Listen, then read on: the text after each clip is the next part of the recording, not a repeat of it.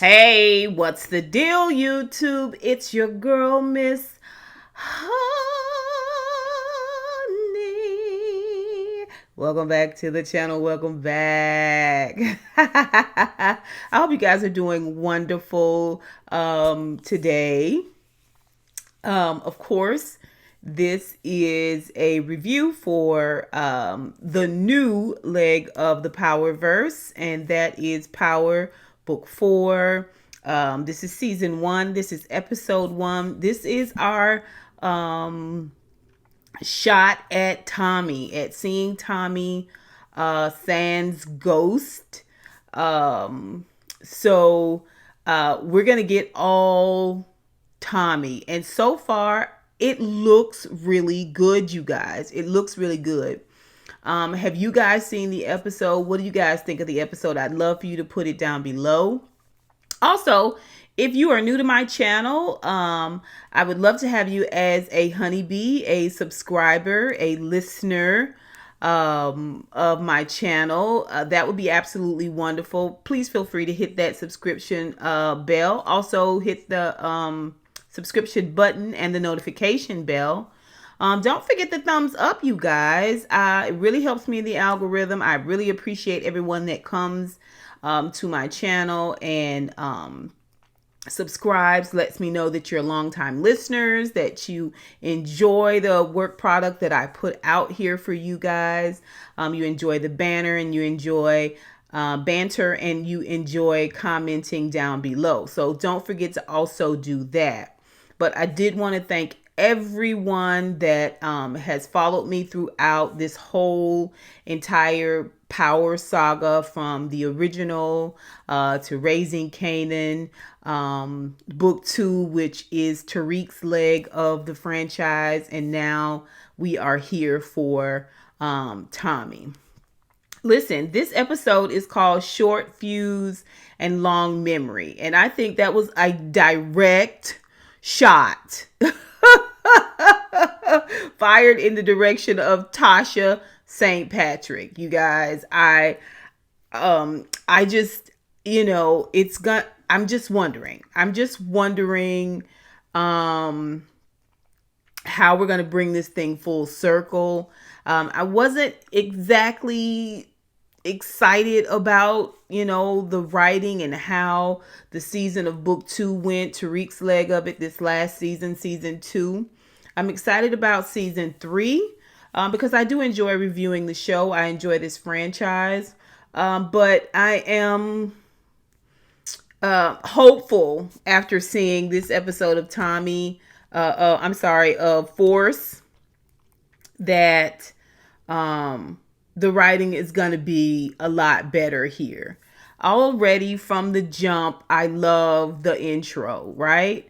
Say what you want about 50 Cent. He knows how to deliver bars, right? It's all very cohesive, which I really, really love. I love that the song is kind of sexy and sultry, but gritty and hard. I love that the lyrics play in that same area as well. As a matter of fact, I think one of the new memes that was produced from this season's soundtrack, opening soundtrack, is power powder power something something power powder, right? Like, it's a play on the whole thing about, the big thing is, the big drug here is cocaine, right? So it's a whole play on that. So I love that. And that's also in the theme song as well. I love how this episode was shot. Tommy drives, I believe it's a Mustang, a black Mustang vintage, and it's very well maintained, very sexy. It's a muscle car, right?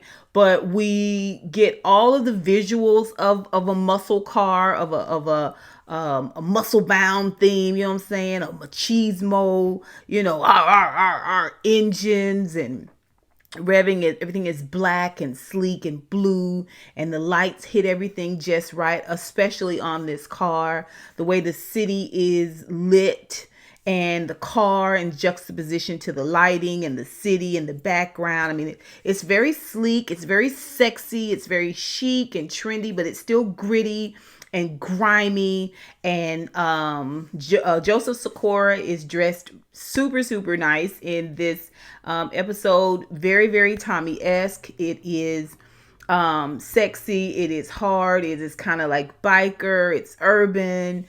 He's still got this little white boy comb over. It's a very low haircut, but it's still like a little white boy comb over. I love the fact that they show Joseph Sikora in his full whiteness. Like, he's a pretty white boy, but it's something about his style that makes him a little bit more urban. And I love the fact that Tommy kind of has his own way of talking, and it's not, for me, it's not, I don't know, black speak or whatever. This is just Tommy. Tommy's just, what I'm saying, ghetto and, and what I'm saying, he's not the most well-bred, well-read. Everything that he got going for him comes from the street, and I can hear it in his vernacular, right? Somehow I feel Tommy will be a little bit more, he'll stand out a little bit more in that vein in this season, in this leg of the franchise, because he is juxtaposed.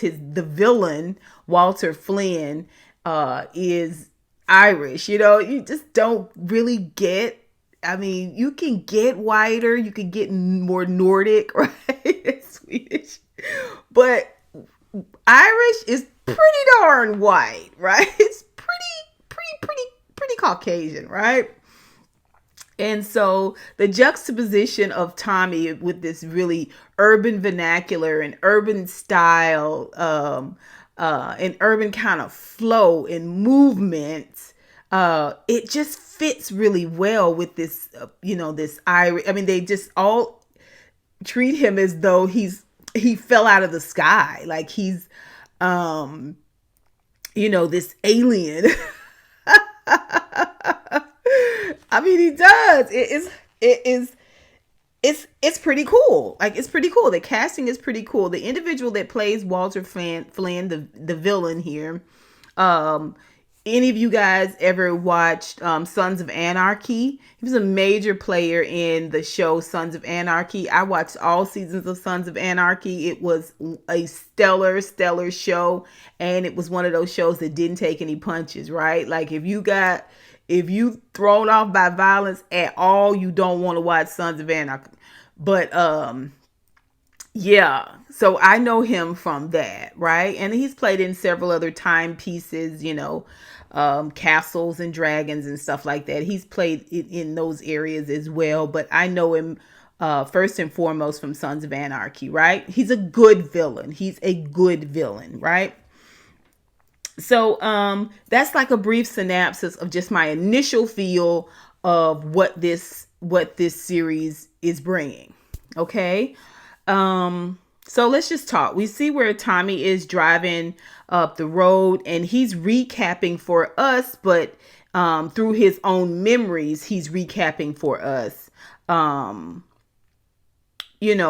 All of the things that he has gone through, the losses, the L's that he's taken, the family that he's lost, knowing James St. Patrick and his family for years, the kids from the time that they were born, and having lost all of that, having positioned himself to eliminate Holly, one of his great true loves, and the loss of his mom, her perpetual failure as a mom, but also the loss of her because we see he has completely cut Kate off, right? Having to eliminate his father, it's just a lot. He's lost a lot. And so he's recapping for us through his memories, and we see him kind of spin out as it crescendos, and and he has this cathartic scream where he just billows out all of the pain that he has encountered. Now, we know Tommy's not soft, right? He's not a crybaby. He's not whiny. He's not, oh, I hurt myself. I got a boo-boo. Kiss it for me. He's that. Nah, that's not Tommy. Tommy's like, listen, yeah, I'm missing a limb, but I'm going to work today. He's that type of guy. You get what I'm saying? So he gives this, tremendous cathartic scream. And then when he comes out of it, he just, he just goes completely Donnie Darko in the face. He just, and then he's gathers himself, baby, and drives on off. I was like, ooh, ooh, ooh, ooh. He means business. He means business, right? That moment alone said that Tommy is not coming to take any prisoners in this season, right? That moment alone said volumes to me, right? Spoke volumes to me. So he heads on off, and we see that he's heading into Chicago. Now, remember, he's supposed to be going to Los Angeles. He's supposed to be meeting up with his new ghost, so to speak. He's supposed to be going to work for this guy in California.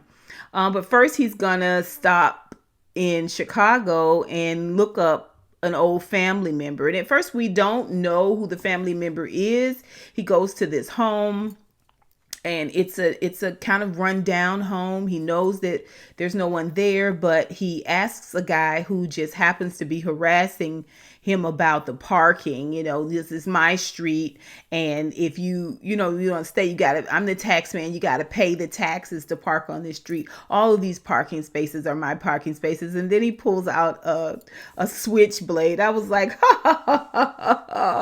how cute, a switchblade. Oh, look at the whittle switchblade. He got a switchblade, huh? He gonna stick him? Oh. So quickly, Tommy overtakes him, gives him a slight, smack around a little bit, kind of schools him physically a little bit. Not too much, just a little yin, yin, yang, And the guy's like, hey, you gone too far. That hurt, buddy. And he was like, yeah. What happened to the lady that lives in this house? And he was like, did she die? And he was like, dead. She is over in, at this place, Mullins or Mullins or something. Tommy goes there and he sees this woman. And honestly, I didn't know who she was because, frankly, Kate, his mother, looks older, in my opinion. But Kate likes a little here and there, so that'll age you a little bit, So we don't know who this woman is initially. He can't bring himself to go up to this woman and have a conversation with her, but he does have this picture with this saying on the back, and this is associated with this woman. We just don't know what's happening.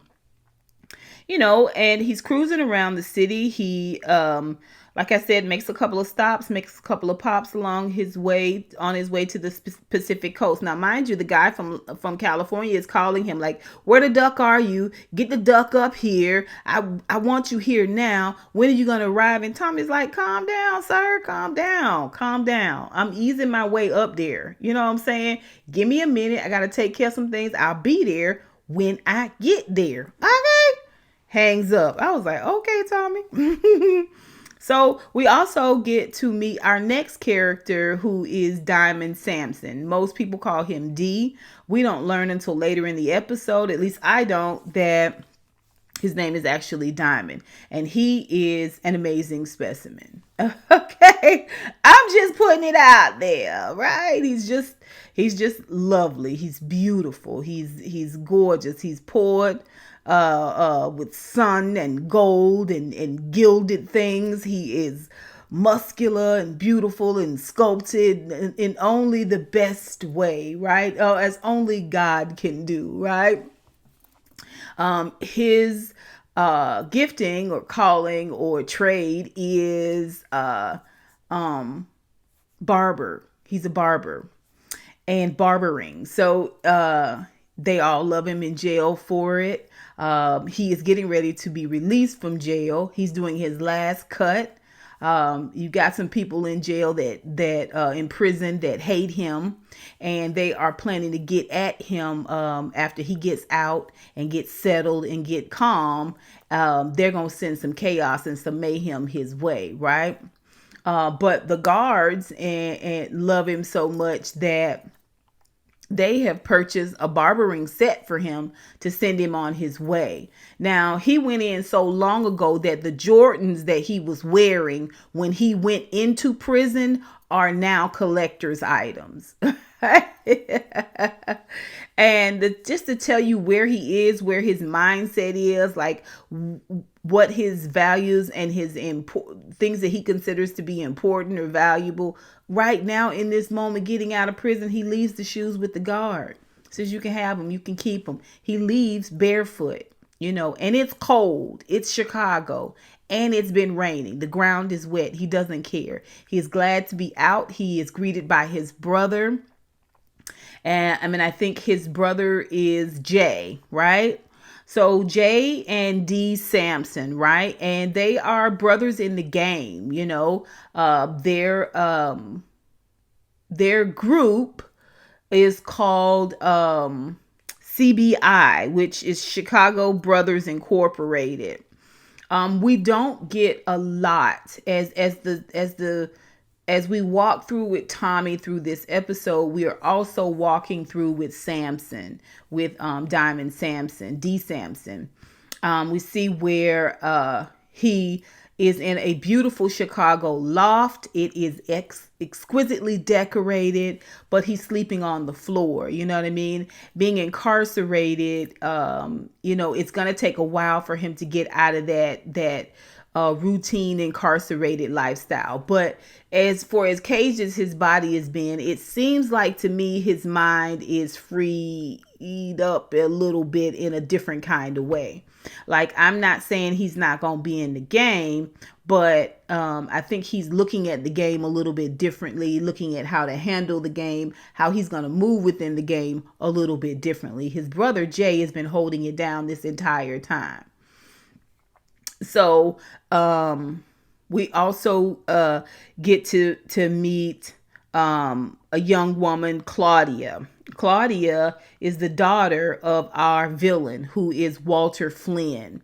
And Walter Flynn runs a major drug ring, I guess. I don't even know if it's major. I won't even say that, because one of the caveats here is that they are unable, for whatever reason, to get coke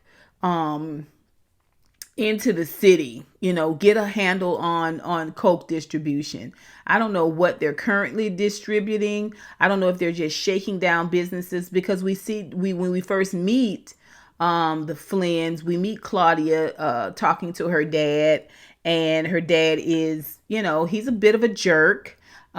He has a daughter and a son, Claudia, and a son, Vic. Vic goes out and makes the collections and handles the street side of the business. Claudia handles the books, but she wants to be more involved on the distribution side of things. She wants to be out there making collections and doing the drops and other things like her brother, but her dad doesn't want her to do that. Now, we also see where Claudia has a proclivity, right? I'm not sure if it's a lifestyle yet, because we've only seen one side of it so far, and that is that she is same gender loving, right? She's a beautiful girl, very svelte, very trendy, very slim and chic-ish. She's got a lot of style, but she also likes a little bit of the toot toot toot toot.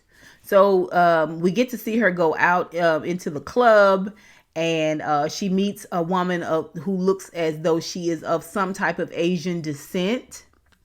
And they go back to a skyline loft, and they have a little bit of fun with each other, toot a little cocaine off of each other's bodies. And, like I said, this this leg of the franchise is very sexy. It's very what do you call it? Like dark noir, it's very the lighting is set in a more smoky-eyed kind of way, if that makes sense, right? It's just everything's got a little bit more of a let's say pewter, platinum, gray, smoky gray feel to it, a little darkness. There's a lot of darkness, and it kind of reminds you of how Batman is usually shot. There's a lot of shadowing and that type of stuff, and the city seems gritty but trendy. But in this leg of the franchise, I think there's something to be said for all of the dark edges, and we get to see this in her makeup, in her jewelry, in her clothing, in this woman that she's with, who is also the lighting of their sex scene. It's all very just gritty and dark, and but still sexy, right? And when she gets done with everything, a little toot toot and a little beep beep, she asks the young lady, that was really, really great product. Can you get more? Do you have more? Right? So, even though her father has told her, I don't want you in the game like this, I want you to just keep those books, which she does a stellar job of that. She's got her eye on being a connect. You know what I'm saying? She's got her eye on that, which I'm intrigued about. Victor Flynn, the son, he is not very bright. I mean, he's not bright. He's not particularly physical, so to speak. He does come across a little bit more like a mama's boy, a little bit more soft, like he's been protected. He doesn't really know how to fight. He can speak out, but he can't speak up for himself. Someone is always intervening on his behalf, probably because of who his father is. And consequently, he's a little bit of a weakling, even compared to his sister Claudia. She's stronger than him. Like she could take him in a fight per se, but he, in his mind, projecting verbally and being physical to someone he perceives to be weaker shows him as strong. But everybody is just kind of acutely aware that he's just not that guy. So that's Vic. We see where Tommy goes by a bar, which is called the doctor's office, which was weird. I thought he was actually outside of a doctor's office, even though I had seen him in a bar.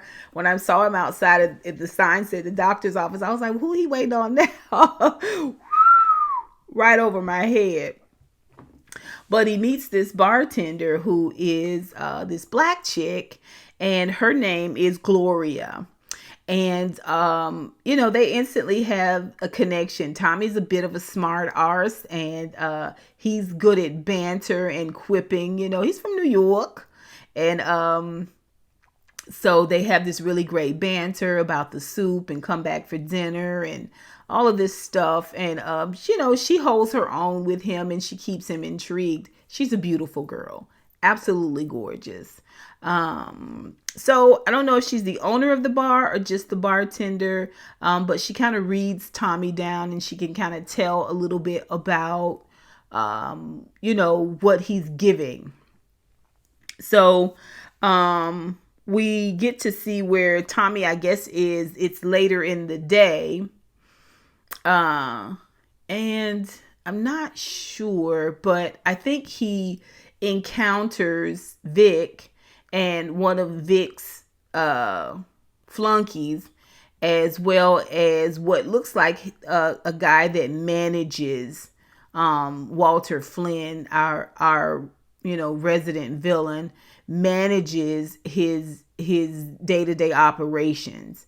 And so Tommy is parked in a particular place. Apparently parking in Chicago is a big thing, because he's parked right in front of the the doctor's office bar, and um Victor and his crony pulls up, and they're just like, get your ducking car out of the way, right? And Tommy's like, what is with everybody in this city and parking, right? Like,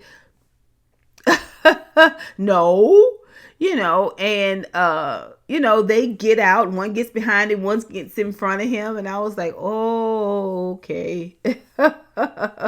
Everybody just calm down. Everybody just calm down. It don't have to be this. It do not have to be this, okay?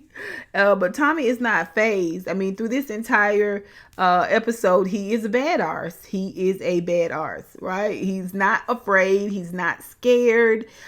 He knows the game. He reads the body language. He reads the energy, the approach, everything. And we see him in this episode governing his energy in that way. He's not a Kane character that just pops off or over flexes. He's an older guy. He's been in the game for a minute.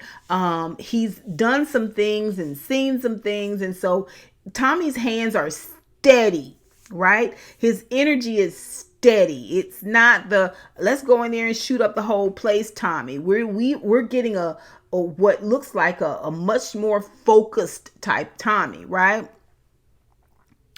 So he makes quick work of them. It's no fighting or anything, but you know how Tommy's got a smart mouth, and he, it just infuriates them that much more. And just as he is about to mollywop the hell out of both of them, the guy in the back seat, the manager guy, gets out, and he's like, hey, and just talks very calmly. He asks Tommy very nicely if he would move his car, and Tommy was like, that's how you ask.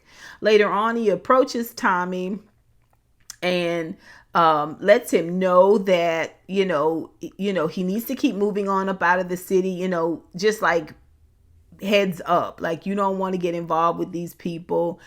He gives him his number and a card, and just says, when he suggests, that Tommy might want to stick around. I don't know if he was feeling him out of what, or offering him a job, but Tommy was like, oh, okay. And that's when he said, you don't want to get involved with these people. You want to just, move along and not, head on out of town and not stay here. And so Tommy was like, oh yeah, okay, I'll take that into consideration. And so we see in the bar where Vic and his henchman has been sent into the bar, his flunky. The henchman is, doing coke right there on the bar, but it's being real disrespectful in Gloria's bar, and being disrespectful to her. We see where Vic has got a eye for Gloria. He likes Gloria. He wants Gloria to spend time with him. It looks like they may have had something briefly, but she broke up with him and ended it. And now he's trying to kind of get her back. So he leaves out and leaves his henchman in there to keep an eye on Gloria and make sure nobody bothers her. But he's too busy bothering another lady at the bar who cusses him slap out. We see outside where Tommy is about to get to it with Vic, and the gentleman, the manager, Mr. Flynn's manager, tells him, let's just let it go. Let's move on. Trust me, you don't want to get involved in this. And Vic goes on and gets in the car, and Tommy goes on about his way. He goes inside and, sits down. He's there for his meal because it's dinner time now. Earlier, he was there at like 10 o'clock in the morning.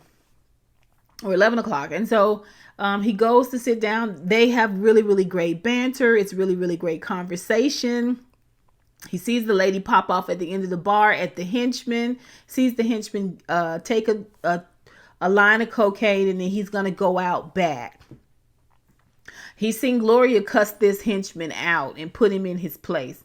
When the guy goes out back to take a leak, Tommy goes out back with him, behind him, and mollywops him, knocks the guy out, takes his phone, checks his pockets, all of that stuff. And Gloria walks up on him, and she's just not fazed. She's okay with this jerk being knocked out. She thinks Tommy is sexy and good looking, and it's something about him she likes. So she takes him home, and they, knock boots, bump uglies, connect the parts, and it is very Holly-esque. If you guys remember all of the sex scenes with Tommy and Holly, much better than the ones between him and Keisha, but Tommy and Holly had this energy, and we see that between he and Gloria. They enjoy each other. They both had a great time. We learned that Gloria's husband was deployed and consequently never came back from being deployed. And so Tommy gets a text, and the text that he gets is on the henchman who he's mollywopped phone. And so I guess it had information about where to find Vic, or Vic sent an address, I don't know, something, but he was able to walk up on Vic and do what he does. Took the man's gun, took the man's pride, forced the man to not only take him in on this meeting that he was supposed to be having to get product, but that's where Tommy gets to meet Jay. Now, they don't know each other. All they know is Vic keeps saying CBI. CBI had something to do with this, because it ends up being a setup with two junkies. And they got product and they want their money, but they so high that they pull out guns. Tommy is able to defuse the entire thing with his wit and his ingenuity. It makes Vic look bad, and Jay has never seen anything like this before. Where Tommy is able to not only talk the guys out of not shooting them initially, but distracting them in a way, kind of tying them up in their thoughts and in everything, and get them all befuddled enough that he can pull out his gun and bang, bang, bang, he shoots them, lets one go, and then takes not only the money and the drugs, right, from the CBI guy, but also Vic, and sends Vic on his way, right? Jay's like, I ain't got nothing to do with you and Vic. Can I get my cut? And Tommy was like, all of this, mine. Okay. And the guys are just like, who the duck is this guy? And Vic is like, I don't know him. He mollywopped me and forced me to come into my own meeting and took over my own meeting. Vic is not about this game, right? He's not about this life. Like, he's not built for it, basically. He may be about it, but he ain't built for it. So we get to see where Tommy goes back to this senior home. And he goes, and this time he talks to the woman who is kind of catatonic. She looks like she might have some form of dementia. She may be mid to late stage Alzheimer's, so she's kind of zoned out a little bit. But when he talks to her, talks like he knows her, and he's trying to kind of, I guess, bring her around a little bit. And it's not until he shows her this little picture, not the front of the picture, not the actual photo, but the writing on the back, that she kind of comes to, and she's like, Tommy? And he was like, yeah, Tommy. And then she was like, oh. So he gets frustrated. He leaves, but we see someone's watching him, from an upper floor. And as he leaves, this guy walks up on him, and Tommy's ready. He hears him walking up on him. He turns around with this gun, and he got the guy with the gun, and the guy's like, hey, calm down. I just want to know why you're here to see my grandma. And Tommy's like, that's my grandma. He was like, what? So they realize now that they are actually brothers. Even though this individual is clearly a black man, they are brothers because they have Kate as a mom, but they have two different fathers. And the black guy's father I didn't get the name of Tommy's brother, but his brother's father took care of him, and raised him well. And he wants to know a little bit more about Kate and Catherine. And Tommy is like, stop calling her Catherine. She is not the Queen of England. She's just regular old Kate. And trust me, you do not want to know that witch. You don't want to have nothing to do with her. Because I don't have nothing to do with her. I trust me, you don't want to have nothing to do with her. She's the worst person, worst human being ever, basically. And the guy's like, oh. So Tommy was like, yeah, just give me your number or whatever, and maybe I'll call you sometime. And the guy was like, okay. And so he just kind of recounts what he knows about the last few minutes. Tommy goes on, and later on we see him getting gas, and he looks at the number and he decides he's going to throw the number away. Like, he doesn't want to really connect in that way. He's not sure he wants to get involved. Like, he's not sure, but he throws the number away before he can get in the car good. His conscience rings and he goes and gets the number out. But the whole while he's like, duck, duck, duck, duck, duck, duck. Right? You know what I'm saying? Duck, your feelings always get in the way, Tommy. You must be horned. You've got to be horned. Okay. But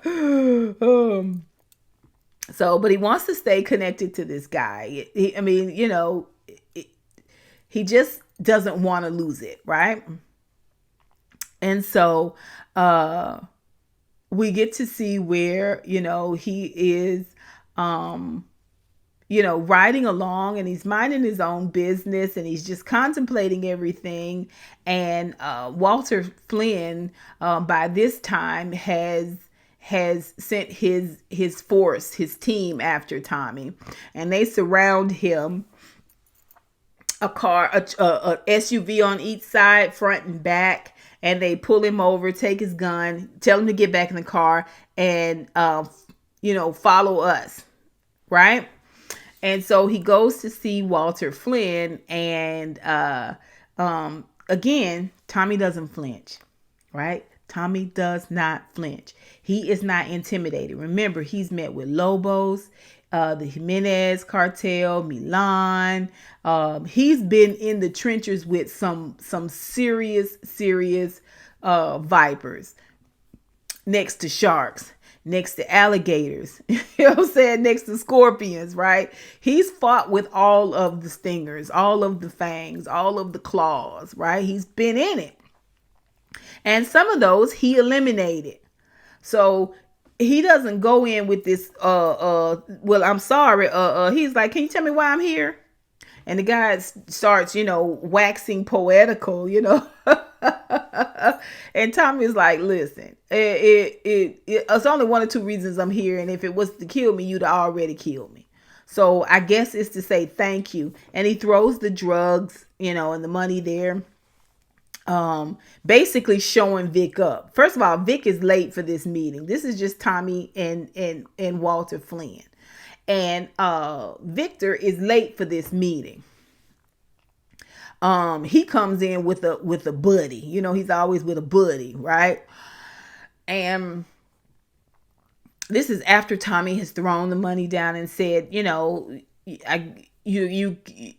obviously have me here for appreciation, right? To thank me for saving your money and your drugs, right?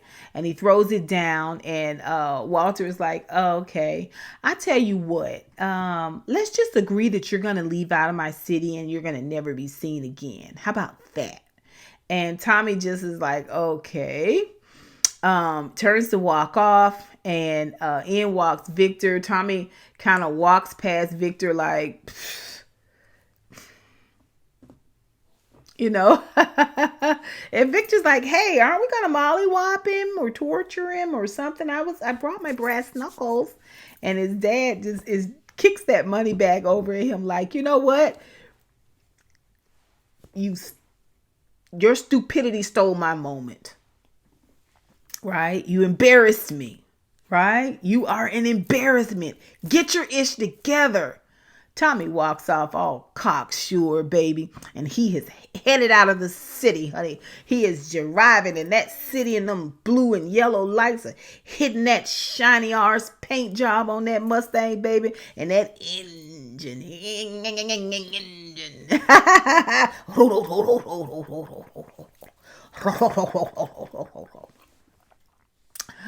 um, and he's getting this call. Now he's been getting calls through this whole episode from the guy who thinks he's his boss in Vegas. I mean, in California. And Tommy answers the phone and says, "You know what? Duck you. And I'm not coming to California. I'm going to be my own boss now." And then he takes the whole phone. He don't just shut the call off. He takes the whole phone and throws it out the window. Like, you know, like, I'm about to do my own thing. Turns that doggone car around and heads back into the city. I'm about to do my own thing. I'm about to be my own boss. I'm about to run my own crew. Right? I don't know how Jay and D Diamond are going to play into this. We get to see a real tender moment between the CBI brothers, the Chicago brothers, where a barbershop that D rented before he went he got incarcerated. He finds out that his brother bought it for him. Everything, lock, stock, and barrel, no payments, no mortgage, or nothing. He owns it free and clear. He's excited. And then he starts to tell his brother that he doesn't want to be that old person again. He doesn't want to be a killer. He doesn't want to be that person. And his brother seems frustrated about that. He kind of puts it aside a little bit because he needs his brother. When he tells his brother everything that went down with Tommy and Vic, and how this guy who they didn't know and never seen before kind of commandeered the entire drop. His Diamond, who's probably the more dominant brother, just says, "So how did you let him not only get your money, get your gun jam?" I was like, y'all in these jammed guns, right? We saw that on Raising Kanan. Like, no excuse, right? He kind of chastises them for letting this Tommy, this unknown person, get the best of him. And so now that they're in this barbershop and it's supposed to be this happy moment, Diamond does not hesitate to tell him that he is not here for how they used to run the game, how they used to do things. It's got to be a better way. And although Jay is frustrated about it, he just wants to focus on having a good time right now. He probably feels like, I can talk Diamond. Once Diamond gets acclimated again, he's gonna fall right back into things and running things and doing things the old way. So when he leaves out and D is there and he's just looking over everything and just kind of tidying up, a guy comes in and he's kind of unassuming. And D doesn't initially suspect him, but the guy kind of gave off this energy. You gonna want a haircut, man? You got to come back to Mara. We'll be fully open. No problem.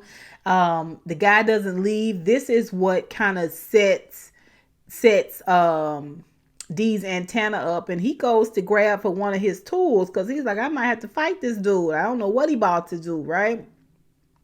The guy sits down, and just as D is about to slide that switchblade up out of there, the guy gets a phone call, reaches for it, and D sees a badge.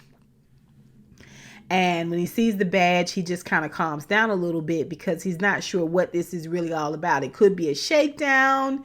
It could be some type of warning. But before the guy leaves, he tells him, I'll be back to check you out. And D says, yeah, your first haircut is on me. He says, yeah, I appreciate that. Check you later, Diamond. And he walks out. And in this moment, we learn the name is Diamond, right? Not just D. And D learns that this isn't an ordinary visit. I don't know if he's like a parole officer, if he's a dirty cop, or what's going on. But he definitely was there to send a message to D that he was being watched, that they knew that he was out, and that they know they're keeping an eye on him. So I'm not going to sure how that's going to play out. I'm not sure how the CBI brothers, how they're going to play into what Tommy has what he's going to have going on.